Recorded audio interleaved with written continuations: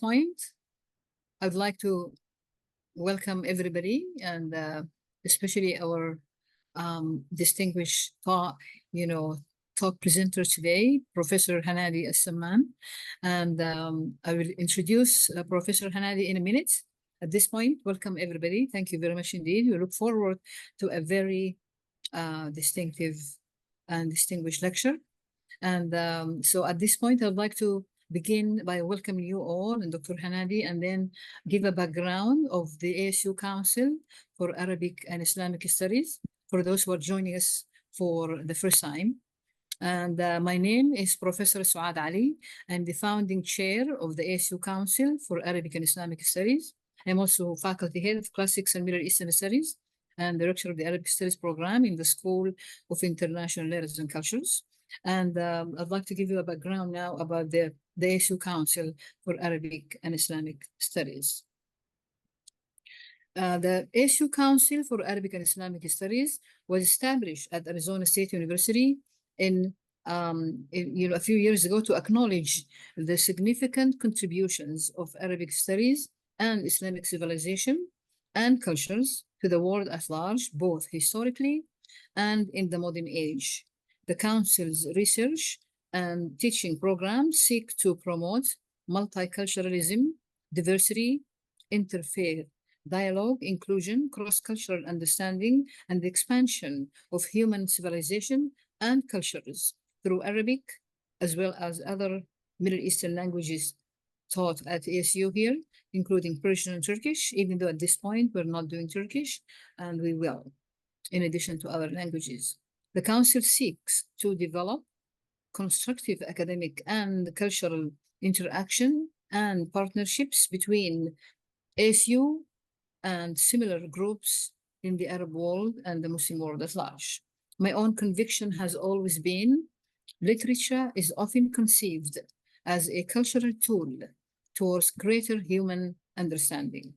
The more we study others' literary arts, cultures, and civilizations, the better enabled we become, I think, to achieve understanding and to work toward world peace. And hopefully our lecture today definitely falls within those paradigms. Now, allow me please to introduce Dr. Hanadi Al-Samman. Dr. Hanadi Al-Samman is an associate professor of Arabic language and culture in the Department of Middle Eastern and South Asian Languages and Cultures at the University of Virginia. Her research focuses on contemporary Arabic literature, diaspora, and sexuality studies, as well as transnational and Islamic feminisms. She published several articles in Journal of Arabic Literature, Women's Studies, International Forums, Alif, Journal of Comparative Poetics, and various edited collections. She is the co-editor of an international journal of Middle Eastern Studies special issue Queer Effects in 2013, The Beloved in the Middle East Literature, The Culture of Love and Languishing, and many articles. She also is the author of An Anxiety, Erasure, Trauma, Authorship, and Diaspora in Arab Women's Writing that came from Syracuse University Press in 2015 with a recent paperback. At this point, her talk today is titled Mobility and Authorship in Arab Women's Diasporic Writings. And now, without any further ado, please join me in warmly welcoming our distinguished speaker, Professor Hanadi Al-Samman. Professor Hanadi Al-Samman, the floor is yours.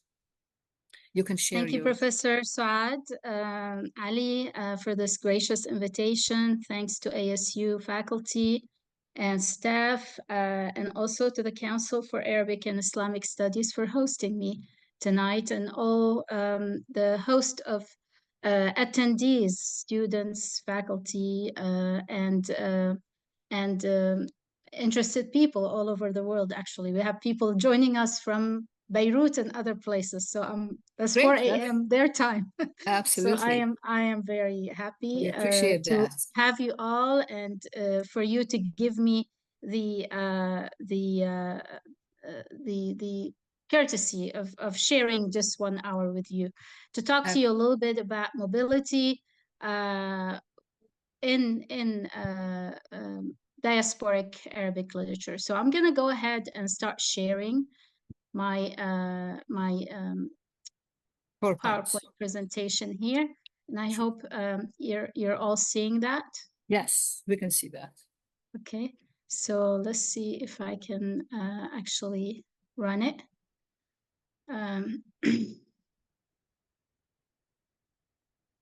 Which would be, I think. You can choose the slideshow option. Slideshow option. Okay. No, not this one. Not this one. Which one? Like it's next to animations. A little, yeah. Slideshow. Okay, got it. This one? Yeah, and you can choose from beginning in the left. Yes, thank you so much. All right, thank you. So, as you, why did it disappear? Okay. As you're seeing today,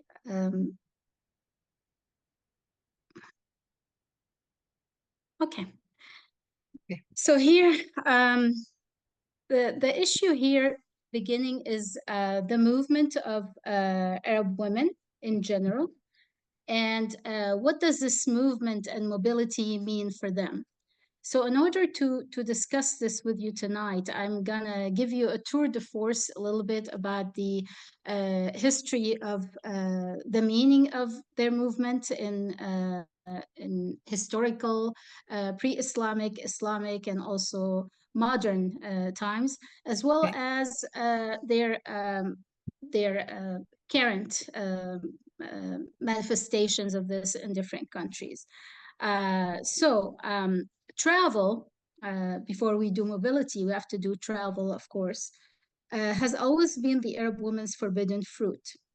According to Islamic jurisprudence laws, a woman traveling alone without a muhram, that is a guardian or a wasi, is with whom sexual relations are either forbidden or regulated by marriage laws, is committing a haram or a forbidden act, due to which she should be punished both legally and religiously.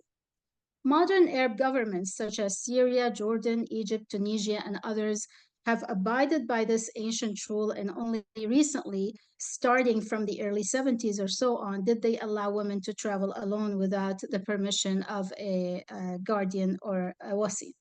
Other countries, such as Saudi Arabia and others, are still having these enforced rules on women's body movement. A question then comes to mind, namely, what is the reason behind all of this aversion to women's bodily movement and the fascination with the limits to her mobility? The answer lies in the historical and the social fabric of pre-Islamic and early Islamic Arabia. For example, in pre-Islamic Arabia, where tribal raids and feuds were an everyday affair, having a female child always meant enduring a great liability, since she could be taken as a war spoil, deflowered, impregnated, and used to produce offspring for the enemy, thus defaming and contaminating the purity of the tribe by literally bringing the other home. It is no surprise then that burying a female infant, or what we call wa'd al-banat, of which I will talk about later, was a common practice for at least 3 tribes in Arabia.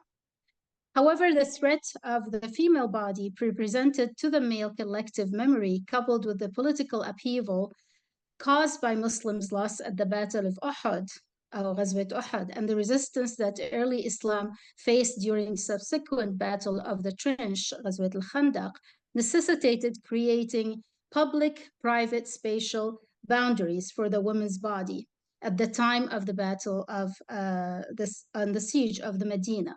A group of individuals, later called the hypocrites or the munafiqeen, were allies with the Meccan army, but they still converted to Islam only to spread mutiny and rumors inside the Muslim camp. For the same reason, these individuals started slandering, sometimes even raping Muslim women in Medina's unsafe streets. When asked by the Prophet's emissaries for the reason behind their insolence, the hypocrites responded that they thought they were harassing slave women rather than free women. And so Fatma Marnisi argues then in her book, The Veil and the Male Elite, that it was exactly for this particular reason that the veil or the hijab verse descended in the Quran to protect free Muslim women from being assaulted on the streets of a civil war-torn Medina and to separate the space between two sets of men, namely the believers and the hypocrites. I would also argue that the veil also asserted the division between the private and safe world where respectable women should reside and the public, wild world where only men and loose, disreputable women roam.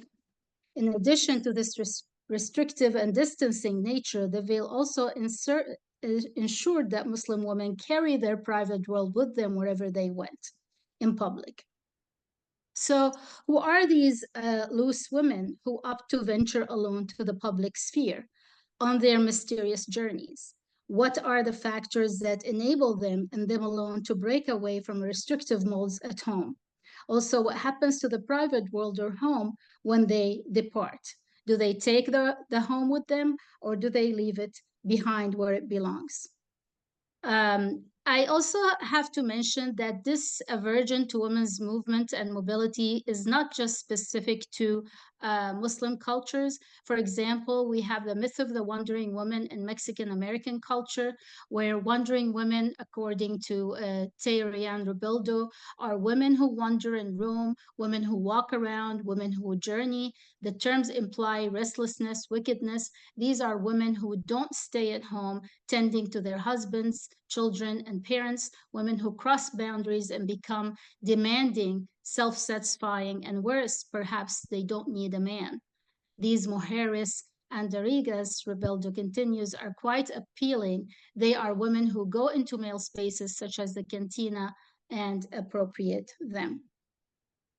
Now, in the first instance of women who actually traveled and they wrote about their travels are our main writer and female feminist writer in the Arab world, which is Nawal Saadawi, who wrote in her Arab Women's Travelogues about her travels and about traveling from home and the world of the self and the other. Arab women journals in general are personal, they are secular, they're anti-state, and have a reconstructive final message.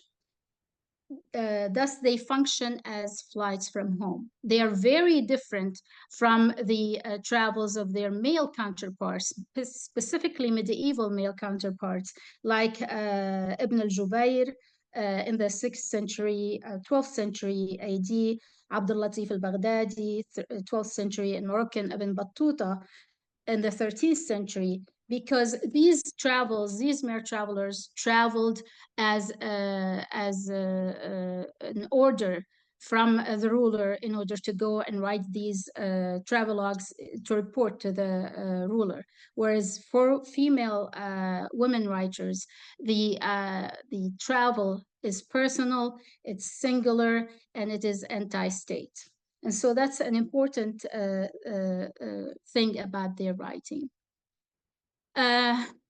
There's a question and a concern about displacement, but displacement is an essential tool to the deconstruction and reconstruction of the self. There's also an awareness of the self and the other. So we see, for example, in my travels by Nawal Saadawi, where she mentions that and I discovered that it is possible for life in other countries to be different from ours and for people's habits to be different too. This discovery did not only help me in seeing other countries and its inhabitants for the first time, but also in seeing my country and its people for the first time as well. Only then I realized the importance of traveling outside one's country, not only to learn about other countries and their people, but to know who I am and who we are. The knowledge of the self can't be realized without knowing the other. So that's an important aspect where we see now traveling puts us face to face with knowing more about ourselves and knowing more about the other. Another contemporary writer who wrote multiple travelogues is Ghada Samman, a Syrian writer, very well known since the 1960s and 70s.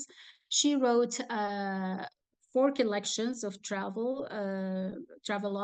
The body is a suitcase, exile at point zero, the wings desire, and the heart is a lonely seagull. Spanning almost 60, 70 years of travel to different parts of the world. The main important issue that we see in her writing is the 2-directional journeys that the female traveler encounters between the self and the other, meaning as she meets the other, she is traveling to this other, trying to know about him, but she's also traveling back to her home country in her mind, comparing traditions, and that's why we call this a 2-directional journey. In one of those journeys in 1974 in West Berlin, for example, this is long before we all stand in the airports and we get examined and checked and stripped. She gets isolated and she gets stripped to be inspected, and at that point this personal stripping leads her to this political stripping, to wonder about what is it about an Arab identity that is so threatening that to Western officials in Western airports. What about this body? What does it carry for it to be in this way? And this reminds us of the initial threat of roaming that we have seen earlier in the movement against movement of women's mobility and movement early on. So these are the early 2 travelogues that we see that talk about the travels and women's mobility. Now, for the diaspora women writers, we talk about diaspora as a positioning. For Avatar Tra, who's a theorist of diaspora, and a diasporic subject herself, the diasporic site is a prime location for the intersection of individual and collective memoirs, and for transforming traumas into triumphs. In her repertoire, the world diaspora often invokes the imagery of traumas of separation and dislocation, as well as the sites of hope and new beginnings. Similarly, for Ghada Samman, we just saw, diaspora offers a unique opportunity to rewrite history, to hold it accountable for past crimes. To rewrite diaspora, then, is to capture a fleeting moment and a narrative, argues Samman in her Atiqal Lahadha Hariba. According to Samman, being guarded against and accountable for reporting committed crimes lies at the heart of every artist's mission. And so this is the point then. The purpose of diaspora women writers is to rehash past traumas and to deal with them in order to move them and transform them, hopefully, into triumphs, moments of triumphs. Contemporary diaspora women writers' resurrection of the cultural myth of Shahrazad, of which I will talk about now, and also the Maw'uda's body. This is the female infant that's being buried, is a reminder of a traumatic past of a rager, a legacy in dire need for female rewriting projects so as to transcend its hold on contemporary Arab selfhood. In diaspora, particularly, we have a process of unfixing the self. Unfixing oneself, according to Platon, is so that we can equal truth, is to adapt to more nomadic positioning.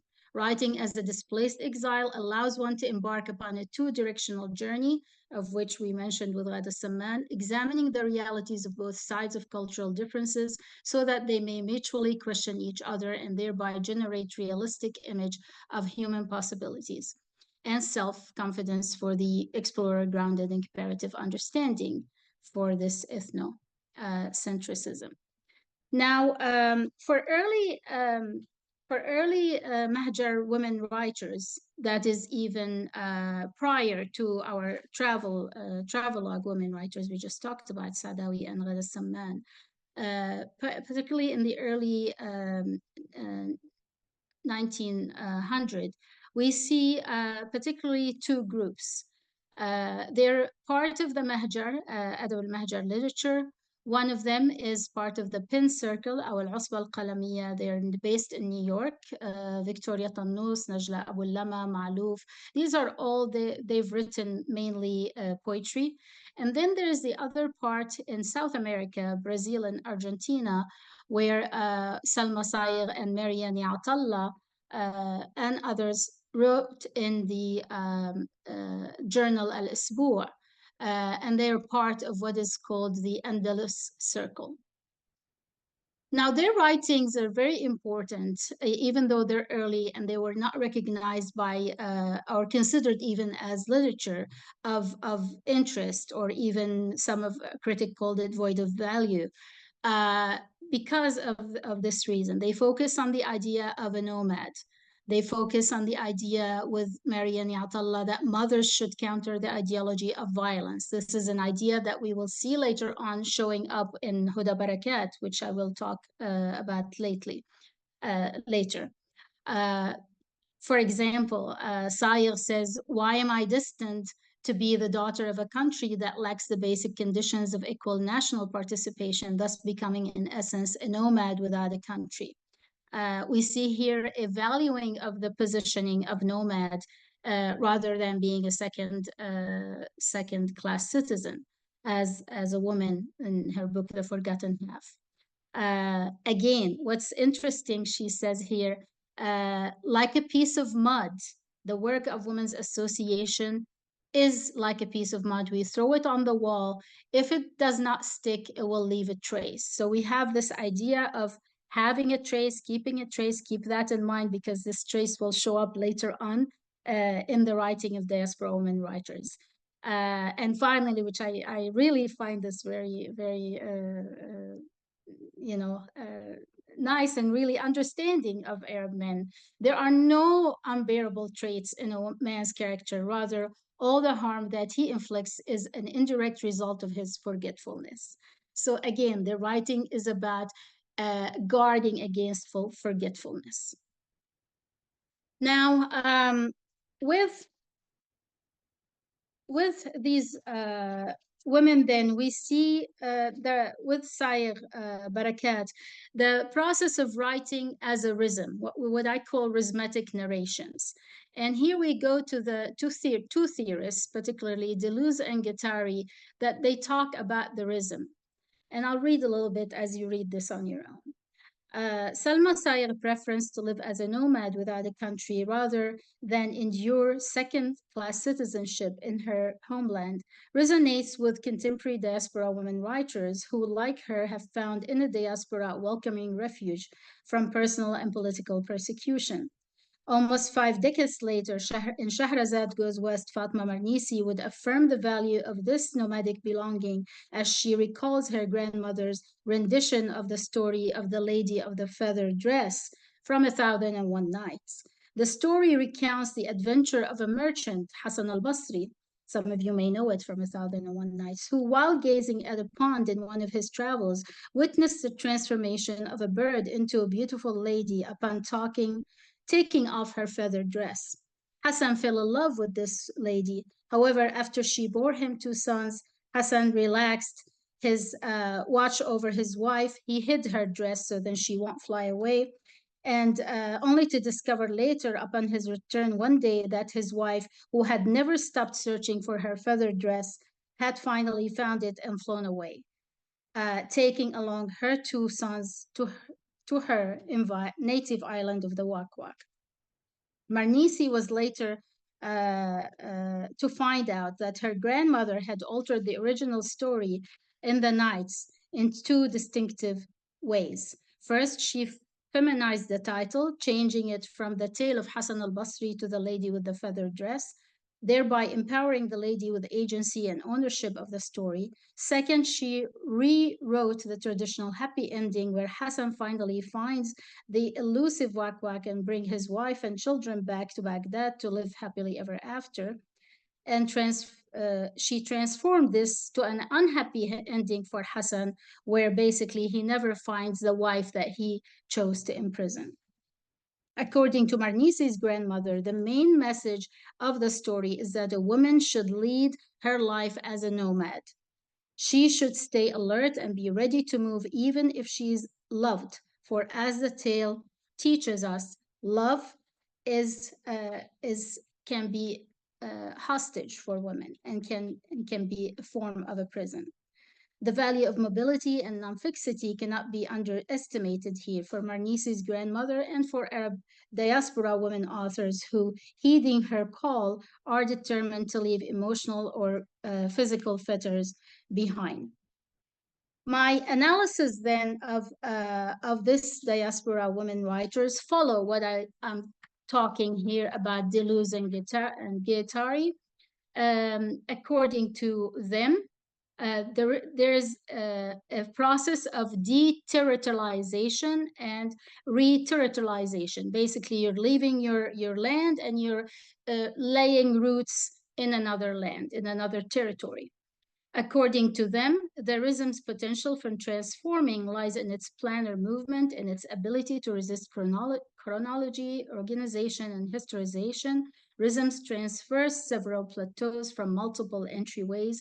They reject beginnings and ends and are prized for inhabiting the in-between, the interbeing, and the intermezzo. In this manner, they create a map of multiple entryways as opposed to the tracing, which always comes back to the same. Although I find the cartographies generated by the women authors' rhythmic belonging extremely valuable, unlike Guattari and Deleuze, I suggest that a return to the idea of the trace, remember the trace in Sayre, here is the trace again, in diaspora women's literature does not lead to the same fixed positioning, for in tracing the literary steps of Shahrazad and the painful memory of the Wa'ad and the Maw'uda, which I will talk about now, Arab women writers attempt to place their hands on the root of the problem, rather than affirming its fixity or moral integrity. Following the ancestral trace is integral as inspiration and as a jumpstart to triggering the retrieval and transformation of their status. It is through the interplay of roots, routes, rhythms, filiation, and affiliation, deterritorialization and re-territorialization, departure and return, and loss and retrieval, the Arab diaspora women writers rewrite their foremothers' legacy. This whole idea of then deterritorialization, of seeking different routes and routes, is something that your very own Professor Meral al-Tahawi, who's a writer of great impact, have focused on in her Brooklyn Heights, the book that won the Najib Mahfouz Award in 2011, I believe, and then was also shortlisted for the Arab Booker Award, and also as of late, Days of the Rising Sun, where basically she examines the interplay of the different characters, Mexican, American, and others. And in Brooklyn Heights, you have all kinds of Arab immigrants and African Americans, and they all are in search of identity and in search of belonging and the intersectionality there. So in my book then, Anxiety of Erasure, Trauma Authorship and the Diaspora and Arab Women Writers, I talk about two main tropes. And these are tropes I've mentioned earlier. These are the same tropes that diaspora women writers try to mention and evoke. One is Shahrazad. All of us are probably familiar with Shahrazad and what she did in the 1001 Nights.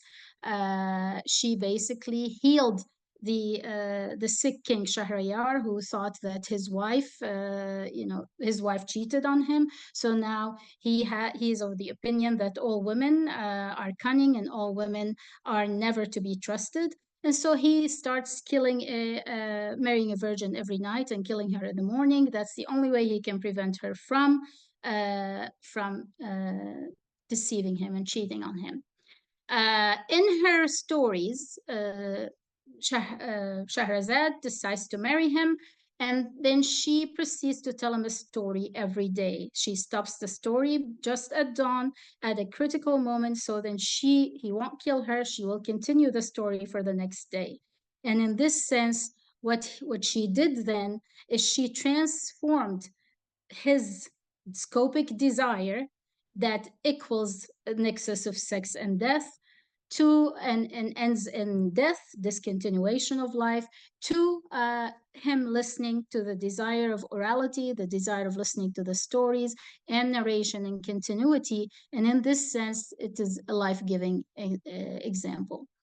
This same Shahrazad trope we see in Layana Badr, a Palestinian writer, of which we see that not only she is evoking Shahrazad, but she is going a little bit beyond what the medieval Shahrazad in the 9th century was concerned. Shahrazad then was fixed, was local, was stuck and imprisoned behind the walls. And then later on, when she wrote, when her stories ended, the Shahriyar said to his male scribe, write her stories, and then he takes all the stories and puts them in the safe. Shahrazad then is turned from being an author into a character in her very own stories, thus usurping her authorial role. Here we see an interest to move that position of Shahrazad to actually moving and then to say about new angst. Now the issue is not just relieving the personal issue of women, but then the nation. With Layana Badr, she's telling her, you know that I'm not Shahrazad, and that one of the world's greatest wonders is that I'm unable to enter my country or pass through the regions around it. Let's count them country by country, referencing obviously to the checkpoints in Palestine where Palestinians cannot move.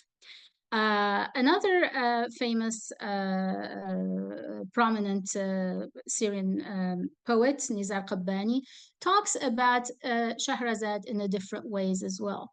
Shahrazad for him now needs to stop talking because now we need to write. Silence Shahrazad, you're in a whole different world of sad.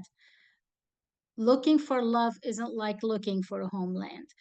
Under the ash, you didn't lose much, but I lost my history, my family, and my land. So again, we see almost like a change of her role into a more of a national concern, from a personal concern of loss to a national concern of loss. In Fatma Marnisi, which I've mentioned earlier, Shahrazad Goes West, we see also that the best way, I just read this, to remember your grandmother is to remember that that a woman should lead her life as a nomad. Again, this is also here changing the role of Shahrazad in this way. In Ghada Samman, now we're looking at her writing. We see her introducing herself to an Italian interviewee by saying, I'm a 2,000-year-old Arab woman. They tried to bury me in the desert, but they failed. They killed me several times, but I always resurrected myself from the ashes to fly and to ride. There's that essence of resurrection. Again, remembrance of the trauma of burial of the Wa'ad al-Banat, and then the resurrection. And that's something that then brings us right there to the whole history of the Maw'uda or the Wa'd al-Banat, that whole tradition. And so how did this tradition then start? It started by, reportedly, not all tribes did it, only 3 tribes. And basically there was CAIS al-Tamimi, whose daughter was abducted in one of the raids, but then Al-Nu'man ibn al-Munzir then made a deal with them that the women could return to their families Nu'man's daughter refused to return to her husband, thus shaming the whole tribe. And at that point, then Nu'man swore to bury any daughter that would come to him afterwards. Here we see the point of that what we talked about earlier, that a woman then can bring the other home and can shame the family in that sense. The burial then is that she's bringing the concept of dishonor or shame represented in the Arabic original ar. The word ar, interestingly, has its linguistic roots in the words aura, deficient, shameful, genitalia, and ara, which is the verb, means to bury a spring well. All three terms are linguistic derivatives of the Arabic trilateral verbal root, aur, a verb that encompasses the meanings of deficiency, shame, and burial, which then all gets encompassed in the buried daughter. Obviously, when Islam came in the 6th century, the practice was banned. And so we see the verse, Bismillah ar-Rahman ar-Rahim, وَإِذَا الْمَوْءُودَةُ سُئِلَتْ بِأَيِّ ذَنْبٍ قُتِلَتْ. When the female infant buried alive is questioned for what crime she was killed. This is an interesting issue here, is that at doomsday, the Maw'uda is going to be questioned. She's going to be resurrected. Her voice will be returned, and then she will point the finger at her accuser and take her justice at them. So by, again, these women writers bringing this image and the trope of the wa'ad, they're trying to do the same thing, give voice to the voiceless and try to have justice. In the Impossible novel, we see this image of the wa'ad coming over and over again. Someone is burying me alive in the sands. I don't see his face, nor do I want to. Sands are pouring inside my throat. I gasp for air, but I breathe only sands that fill my lungs, and I suffocate. My fear is that I've seen this nightmare, she calls it, over and over. I wonder whether my grandmother and her great-great-grandmother also experienced the same nightmare for eternity onward. So we see that this nightmare comes over and over again. There is that sense then that the woman's body is being, in diasporic women writing, that it's being buried, mutilated, hurt, and that there is a need to return to it in order to resurrect it. And same wise with the mother's voice. In Hanan al-Sheikh, a Lebanese writer, in her Hikayati Sharhan Yatul, translated as The Locust and the Bird, we see also the topic of resurrecting the mother's voice and symbolic body through the daughter writing the story of her illiterate mother and giving her voice. Hamida Nana, the way that this trope is developed with her is through the land, is through the homeland. So then in her Watan fil Aynain, the homeland, the wa'ad becomes the buried map of the homeland. The homeland itself becomes the buried daughter, okay? Because she's trying to retrieve Palestine and she can't get it. In Salwa Naimi, we see again that whole concept of the female body that is being wounded, buried, and devoured in this sense. Every wolf I dreamt of devoured me, in her poetry, she says. In another novella by her, The Proof of the Honey, we see my recurring nightmare is that she's seeing that there's a corpse under her bed, and that she has basically shared in the killing of this. Okay, the nightmare was set in those moments, and she has basically, as the skeleton is under the closet. In this sense, we have shifted now from she being the victim to her being maybe the perpetrator or even the witness to this crime, and that if she didn't tell the crime, then she is a culprit and participant in this crime. Huda Barakat, who's another Palestinian, Lebanese writer, writes in The Tiller of Water about this concept of the wa'ad and the maw'uda in the image of the buried city. Because for her, Beirut is buried at this point under so many political and sectarian violence and concepts.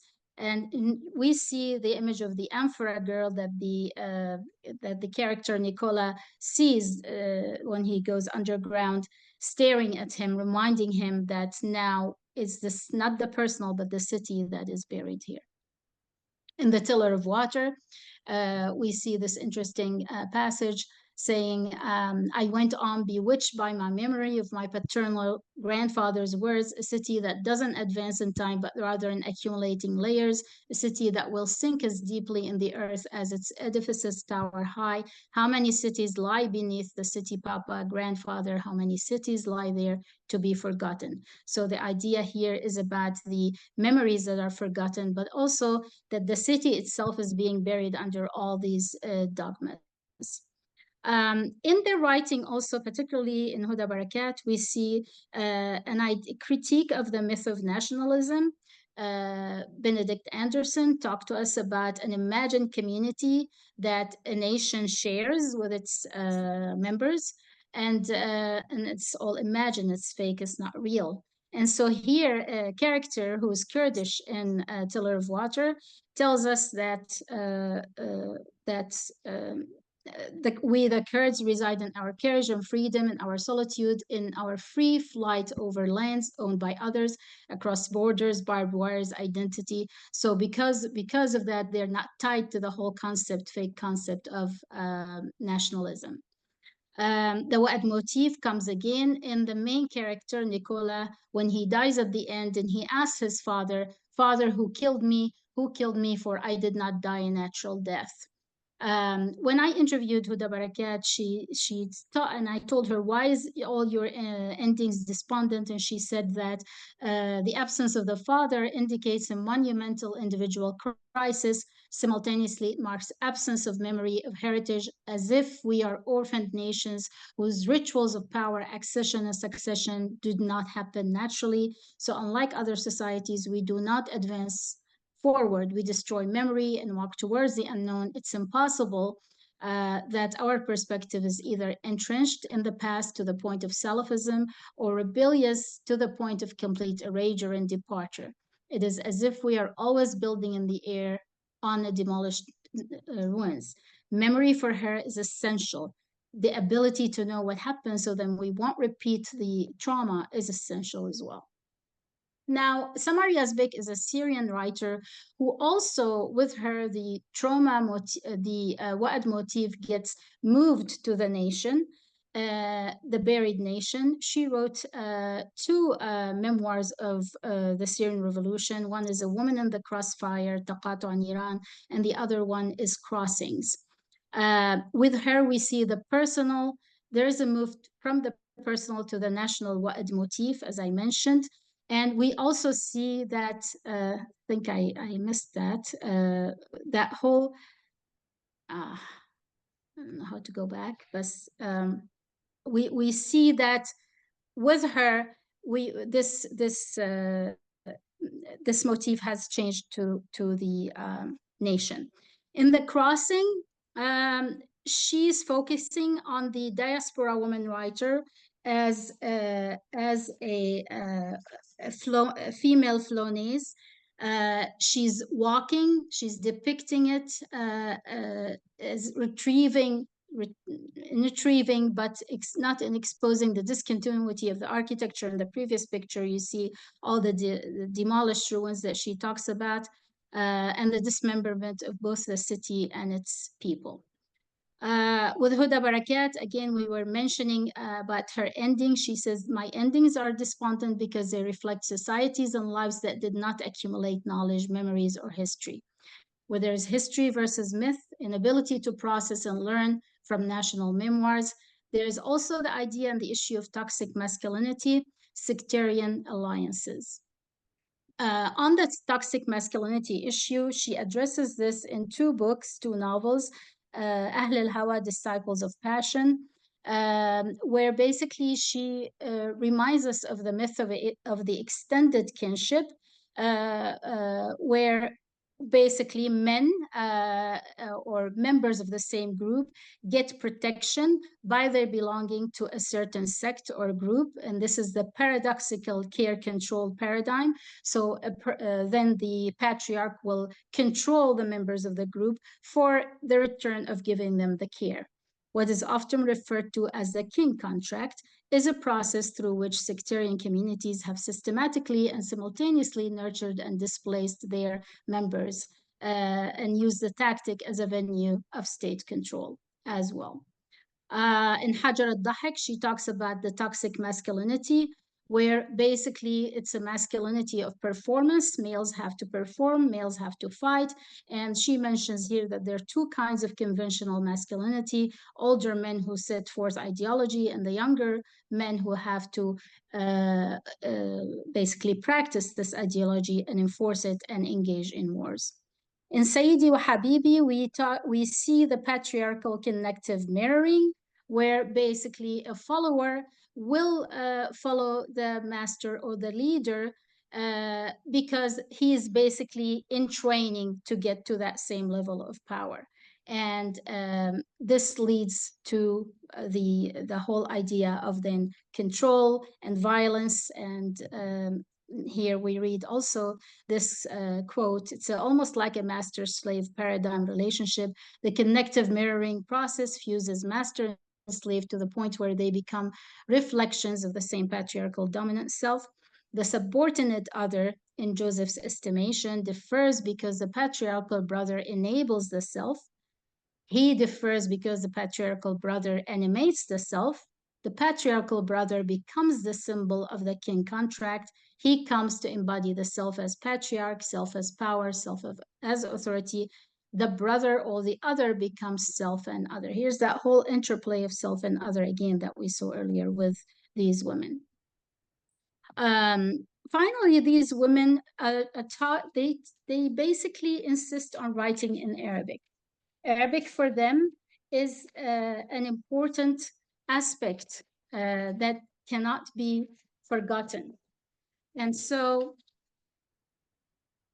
for them, we see here that, let's see it here. Arabic is my home.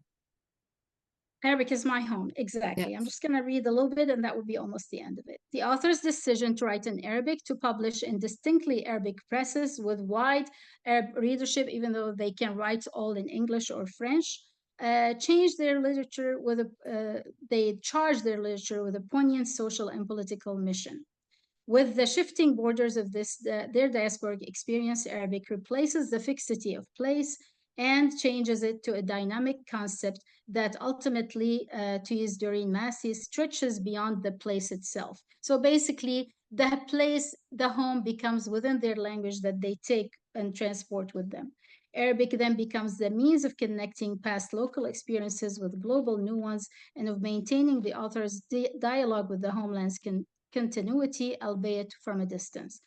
Commenting on how writing in Arabic erases geography borders, Huda Barakat asserts, geography does not denote a tangible entity when we carry places inside ourselves.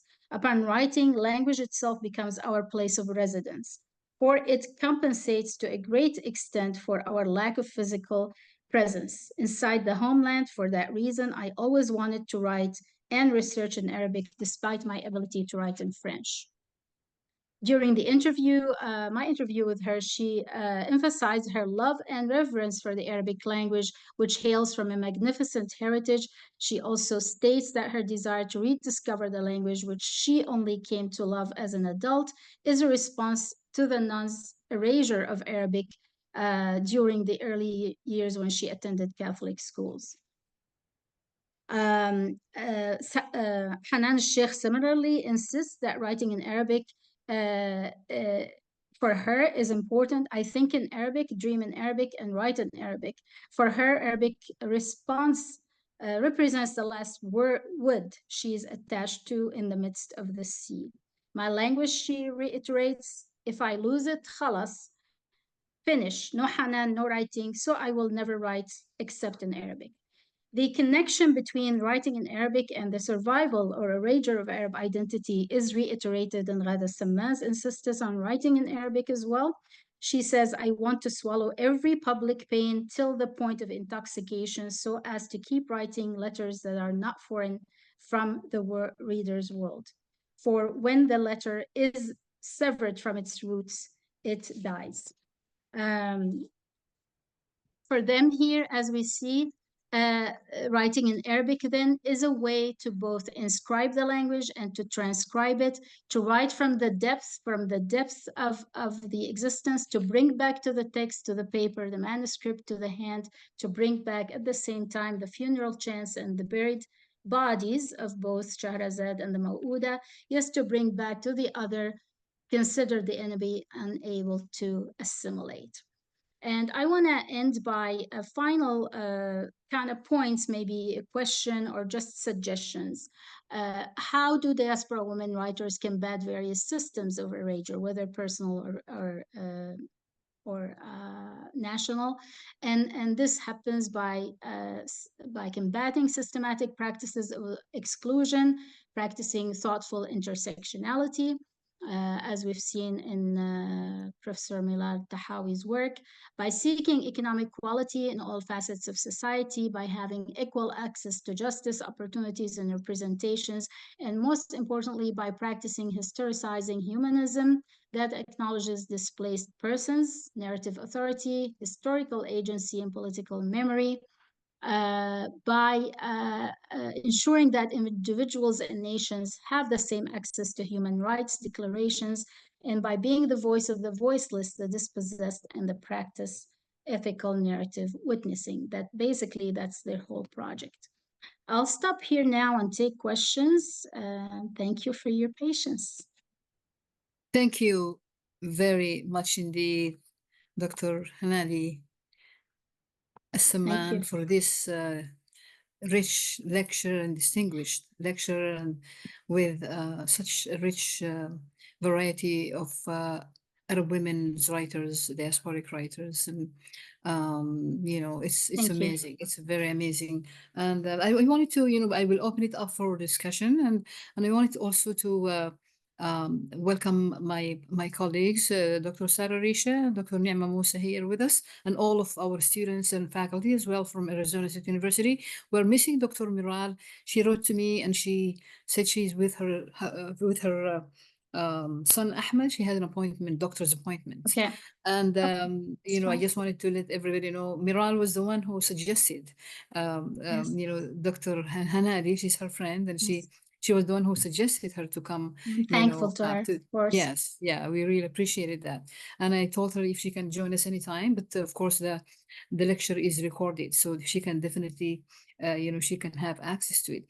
So the motif of Wa'ad, Dr. Hanadi, you played with that, very creatively, and it's interesting. I mean, I have not read your book. I'm gonna read your book because it's quite interesting. But I wanted to begin with your last point when you emphasized the fact that these women insisted on writing in Arabic. And in our Arabic studies program, and of course we feel very proud of that, and Yes, the different opinions that they displayed, whether Ghada Samman or all of the others, why it's important for them to write in Arabic. I remember when you were saying that, I teach a class on the Quran text and women from a feminist perspective, from the different rights the Quran gives women that have been deprived of because of the misinterpretations and distortions of. So the writers that I teach in that class, Fatma Mironisi and Amina Wadoud and Leila Ahmed and several. Yes. And Ni'mat Barazanji, as well. Yes, So of course. when Ni'mat Barazanji was speaking to not Ni'mat, Asma Barlas, she's a Pakistani American ethical Yes, college. of course. He was speaking to my students, and this is way before COVID and when the classes were in person. And she, of course, her book is Believing Women in Islam, Rewriting, that's a great book, a master work, really. Yes, and reading patriarchal interpretations of the Quran. And absolutely. And so I told her that when I was a Fulbright scholar at the American University of Kuwait, and I gave a lecture about, Muslim American women writers and, scholars, and the Kuwaiti women in the American University of Kuwait said to me, "Why are these women writing in English? I want my mother to hear this, to hear these words. Islam gives us, but this Yes. misinterpretation deprived us." And then I told Fatma Mernissi during the time she was talking to my students at that time on Skype before. Yes. So, and Fatma, What did she Asma say? Yes. she was very unhappy. She said, Mhm. "Well, let them translate our books." She said, as a Pakistani, I speak Urdu, but I consider English also to be my native language. Yes. Yes. And I felt sad that, Sheikh Hussa Salah Salim invited me to Dar al-Athar Islamiyya to give a lecture. And she told me they wanted to translate my book, my first book that came in 2009, A Religion, Not a State, Ali Abdelrazik's interpretation of women's rights, Ali Abdelrazik's interpretation of, the justification of secularism in Islam. She said, "This is a significant book. It has to be in Arabic." And I said to her, unfortunately, I don't have the time. I wish I could. She said, "We can assign somebody to translate it into Arabic." And Right. so the fact that these women are writing in Arabic. Right. is- And it is important. Yeah. And as that passage mentioned, this is writing from the depth, en gros. This is touching and connecting with the pain of the traumas that they're talking about. This is basically also connecting them with their readership back home, and it's making it more authentic and more real. And again, how would they're quoting the hadith, they're quoting the Quran. You can do Yes. it in other languages, but of course this is important for them, that The original, the this, authentic. yes. Mhm. Yes. I wanted to open it up for Yes. discussion and And I can also tell the others, I can read the chat. So if there's a question on the yeah, chat, if you wanted to can write write it it and down, I will read it and answer it yeah, as well. please go ahead. Anyone. If anybody would like Yes. to ask a question or make a comment, and give the floor to my colleagues and my students and all of our guests today. Yes, so I'm just Abir, go waiting ahead. for some questions. Abir is one of my students from Okay, a long time ago in University of Virginia. She's doing her excellent. PhD now at George Mason Marhaba, Abir. University. Thank you very much for attending. Marhaba. Please go Thank you ahead so and much. Yeah, thank you so much for and this beautiful presentation. Thank you, Um, Abir. And I would like just to mention one thing, because you talked about why they insist sometimes writing in Arabic, because I don't think the feelings, we can feel it from the novels written in Arabic. No way to that can reach us the same novel when they translate it. Like, they have heavy meanings in that context. yeah. My question is, Dr. Hanadi, for what's going on now in Saudi Arabia, because you talked about women, I would like to hear your opinion about the women movement now in Saudi Arabia, comparing to all what you mentioned about women's writer. What do you think now about this I mean, topic? Saudi Arabia, the whole movement about driving, the campaign to drive. What is it all about? It's about mobility, right? So it's about the ability to be free and to wander in the public space on your own, and to have this mobility. Saudi writers, are extremely insistent and important right about their rights to speak. We have her name escapes me now. She's a very important Saudi writer. There's Anam Khashoggi, but there's another one who also tried to rewrite the whole issue of the pilgrimage and even the Kaaba, and like the whole, even endowing it with a feminine presence. as well. Her name is escaping me now. We know the Banat al-Riyad, the writer of Banat al-Riyad, also talked about focusing on a space, a virtual space for women to talk and to move freely there, even though when they weren't able to talk early on. So they are writing, they are carving out their own spaces, right? In their own way. I Yeah. don't know if Thank that you. answers you, Thank Abby. you, Dr. Hanadi. Mhm. If I may add something about Saudi Arabian women, I'm currently teaching Arabic film and media, and one of the films that my students will watch is Wajda. And Wajda is a film produced and directed by a Saudi Arabian woman, Haifa and Mansour. So Saudi Arabian women are, very active, writing and producing films, and the film Wajda, of course, is a very very important, interesting film as well about women's rights, even though it Yes, was produced way before the changes now, but it highlighted definitely. some of those as well, and there are many women in film as well, as my student just saw last week the Syrian Bride, and we see, the Palestinian actress Hiyam Abbas featured in that film, as well as in the other film, the lemon tree, and so women, in writing, women in film, women, and as actresses, and it's a very rich field that hasn't been explored fully yet. So thank you, Adi. Let's give another chance to anybody who would like to ask a question or make a comment, or you can. Or even write it in the chat. I can see Yes, and please. answer you. There's a question there. So there's a question by Muhammad Saleh.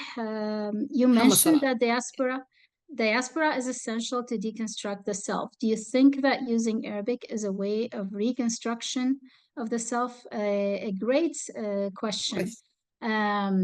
So basically, I think what they're trying to do is a process of breaking it in order to not see yourself in the mirror, see yourself in the mirror of the other as you are in diaspora. And then after having like totally abandoned your preconceptions and self and views, and try to understand the other, then you're putting yourself back together. And the way you put it back together is through Arabic. And I really never thought about this idea, but that's a great idea. I agree with you. Yes, Dr. Saleh, I think. Yes. Thank you, Yes. That's Yes. Muhammad Salah. He is our Yes. Fulbright FLTA from Yes. Tunisia. Yes. Wonderful. Yes. Thank you for that question. Really good question. All right. So in our discussion, Jessica, go ahead. I'm sorry to interrupt. No, that's okay. Okay, go ahead. So it was talking about kind of the difference between the religion and the I guess the cultural side. So so can you kind of explain that a little bit? The difference between the religion and the cultural side, in which specific idea? I don't know. I'm a little confused. I'm It trying was too much. Yes. It was too much and too fast. No, it's good. Jessica, do you mean the discrepancy between religion and culture or tradition? Yes. Okay, go ahead, Hanani. So, I mean, there are lots of interpretations of Quranic verses or traditions in Islam that they're told that it's not really what originally meant in the Quran, that these interpretations are made by religious scholars, maybe affected by culture necessarily, patriarchy. This was not the intended message of the Quran as it was. So, I mean, we can maybe give lots of examples here. For example, the polygamy. I didn't talk about that, but polygamy is one of them. Yes, it says you can marry once and twice and thrice and fourth on condition that you will be just and fair. And then later on, in the same surah, like maybe 2 pages later, it says, and you'll never be just. Okay, so basically this is that kind of gradual understanding of the verses of the Quran that we need to have. That maybe when you just take that one verse and then you interpret it culturally, that you're missing the whole point. That's one example of that. And another example is the concept of al-qiwama, or the man's leadership over women, man's guidance or leadership over women, where it says الرجال قوامون على النساء, men have the right of leadership, I guess it's been translated, over women, for what God benefited, preferred one over the other, and for what they have spent over them. So then there's a condition: if the men don't spend money on the women, they have no right of leadership. What men like, what the cultural interpretation usually is, okay, men are better than women, they have the role of leadership, full stop. They don't mention the other side. So that's that kind of interpretation I'm talking about. Thank you very much indeed, Dr. Hanadi and Jessica. This is a very, very good question.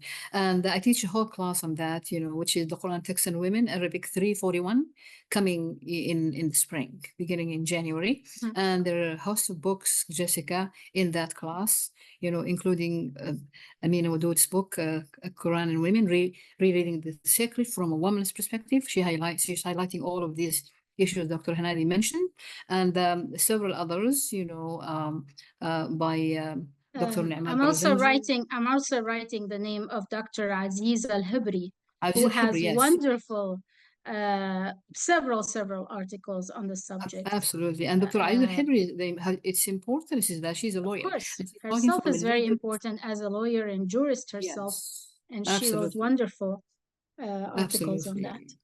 And Yes. and Jessica, there's so much distortions, and these, especially Arab American women's writers, scholars, are, deconstructing this distortion that the Quran has been translated for over 14 centuries by men to the exclusion of women. But these women are asking questions. So Ni'mat Barzanji is asking, we are not going to believe that women did not interpret the Quran, but their interpretation did not reach us, because the men were the ones who were, handling those kind of things.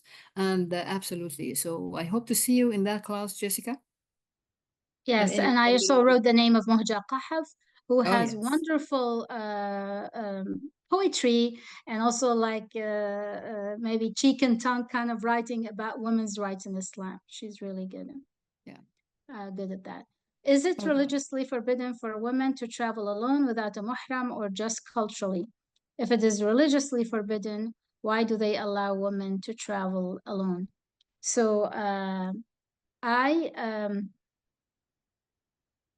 I'm not a legal jurist. I'm not going to venture on that. I think culturally it has been the norm that she should travel with a muhram, male guardian. Mainly, remember, long time ago, travel used to take long months on camels, okay? We didn't have planes, we didn't have cars.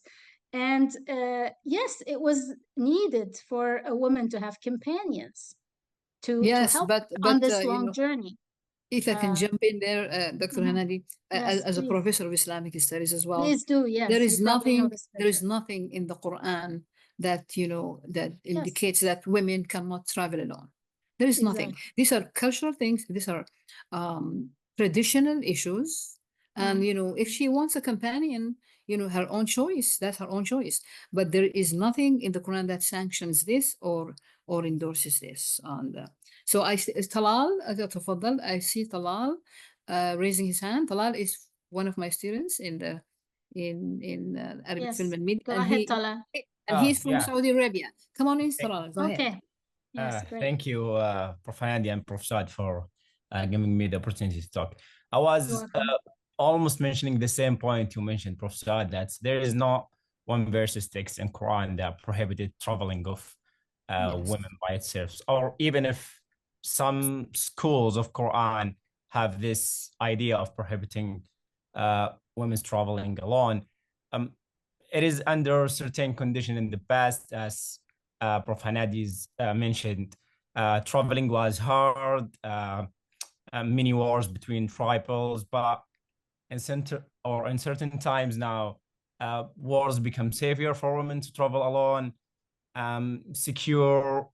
So it's depend about the schools of Qurans, and there's, as Professor Saad said, there is no exact certain text in the Quran prohibited. So Thank you, Salah. Tamal. Thanks for that. Thank you very Yes. much indeed. Yeah. Yeah, just emphasizing the point that was mentioned earlier by Dr. Hanadi, as far as polygamy, you know, the verse that Dr. Hanadi was referring to is verse 129 in the Quran of Surah An-Nisa, chapter 4. And the Quran is emphasizing very strongly, and I'm going to say that in Arabic and then translate for you. ولن تستطيعوا أن تعدلوا بين النساء ولو حرصتم. You are never able to do justice between wives, even if it's your ardent desire. And so this has never been made clear, you know, to women by those male interpreters. But now these women are reading the Quran by themselves, and then they are, you know, coming up with their own, you know, clarification of what the Quran actually says about women. Mhm. And so, Mhm. all right, anybody else who'd like to, you know, have a question? Because we don't want to take much of her time. Dr. Hanadi has been very No, generous. I'm enjoying being with you. It's okay. Thank you very much. Sure. So can women go for Umrah Umrah. alone? Of course, especially Umrah. They're doing it. Yeah, they've been doing it now. I mean, I think Saudi Arabia have removed that condition for That Muhram. condition, They used yeah. to be have it. Now they don't. Yeah, they do it. They And go especially in Hajj for that question and Umrah, people just like to go, you know, in groups, you know, whether women or men, or it's, you know, especially coming from outside of Saudi Arabia. So that's not because they are required to do it, but because they want to be, you know, in companionship with families, with friends, you know. So Ravia, thank you. Thank you for your thank you as Thank well. you, Rawia. All right. Anybody else before we close? Okay. At this point, then, I'd like to extend my thanks and appreciation to Dr. Hanadi Al-Samman for her very distinguished talk today and lecture. Well, Abir is having her, oh, she's clapping. I thought she had her hand up for this distinguished lecture, and we very much appreciate that. And next time, Dr. Hanadi, we hope to see you in person. Come visit Arizona State. Inshallah, I would love to. I would love to. Thank you so much for your gracious invite. I enjoyed being here with you. And, you know, usually at this time, it's 10:16 my time. I'm like going to bed in half an hour, but I'm totally and excited we're very and sorry alert. because now, of course, No, you're on no, the no. East I'm Coast in totally Virginia. excited and It alert. is And it's was 10 o'clock wonderful. now, and we are only 7 o'clock in Arizona. Yes, I know. Thank you for your graciousness and being, you know, very generous with your time and for this lecture and great lecture. And thank you, everybody. Thank you for my colleagues and for my students and our other faculty members and students and, you know, whoever is, you know, honoring us by being here with us today.